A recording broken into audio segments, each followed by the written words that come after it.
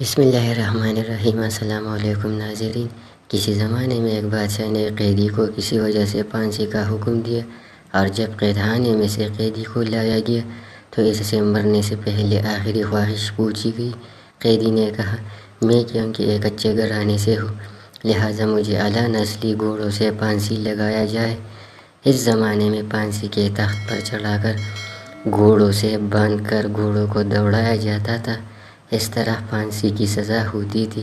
خیر، گھوڑوں کو لایا گیا تو قیدی بول اٹھا، ان میں ایک تو نسلی ہے پر ایک نسلی نہیں ہے، لہٰذا میری آخری خواہش مکمل نہیں ہوئی۔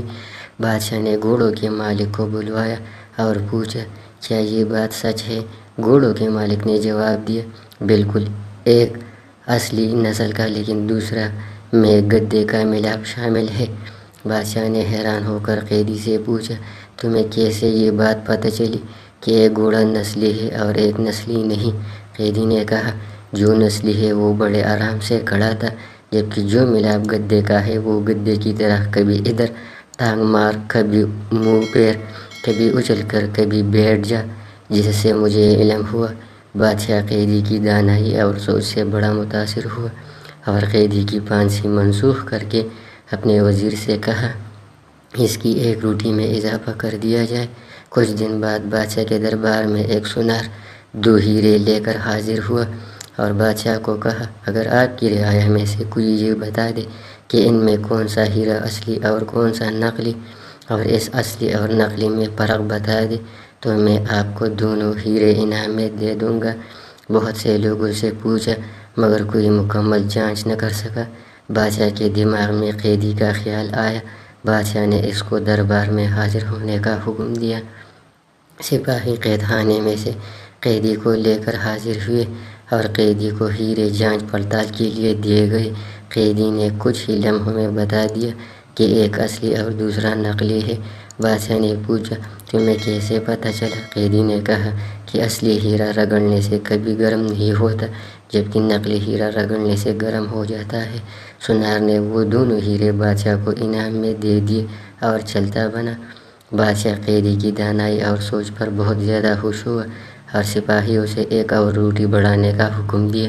دوپہر کو جب سپاہی قیدی کو ایک اور روٹی اضافے کے ساتھ ساتھ دینے آئے تو قیدی نے کہا، بادشاہ بھی کسی لانگڑی کا بیٹا ہے۔ سپاہی نے قیدی کی یہ بات بادشاہ تک پہنچا دی۔ بادشاہ کو غصہ آیا اور سپاہیوں سے قیدی کو دربار میں حاضر ہونے کا حکم دیا اور قیدی سے اس بات کی وضاحت مانگی گئی۔ قیدی نے بادشاہ کو کہا، اپنے خاندان کے بارے میں کسی سے پتہ کروا لو۔ بادشاہ کی سلطنت میں سب سے ادھیڑ عمر شخص کو ڈھونڈا گیا اور اس سے بادشاہ کے آباء و اجداد کے بارے میں پوچھا گیا۔ ادھیڑ عمر شخص نے بتایا کہ یہ اس بادشاہ سے پہلے اس کا باپ بادشاہ تھا، لیکن وہ بادشاہ بننے سے پہلے لانگڑی تھا، کیونکہ اس بادشاہ سے پہلے ایک بادشاہ تھا، اس کا اپنا کوئی بیٹا نہ تھا۔ اس بادشاہ نے اعلان کیا تھا، کوئی ایسا شخص جو میری رعایا کو بھوکا نہ مرنے دے تو آپ کا باپ لانگڑی تھا۔ اس دربار کا اس نے حامی بھری کہ میں رعایا کو بھوک سے نہیں مرنے دوں گا۔ اس طرح بادشاہ سلامت آپ کے باپ کو سلطنت دی گئی تھی۔ بادشاہ نے قیدی سے پوچھا، تمہیں کیسے پتہ چلا کہ میں لانگڑی کا بیٹا ہوں؟ قیدی نے کہا کہ میں نے جتنے حکمت اور دانائی کی باتیں تمہیں بتاتا، تم بجائے مجھے آزادی دینے یا ہیرے جواہرات دینے کی بجائے میری روٹی میں اضافہ کر دیتے تھے۔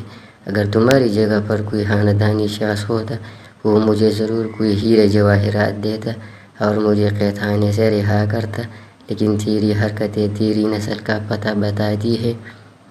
بادشاہ شرمندہ ہوا اور قیدی کو رہا کر کے اپنا وزیر بنانے کا حکم دے دیا۔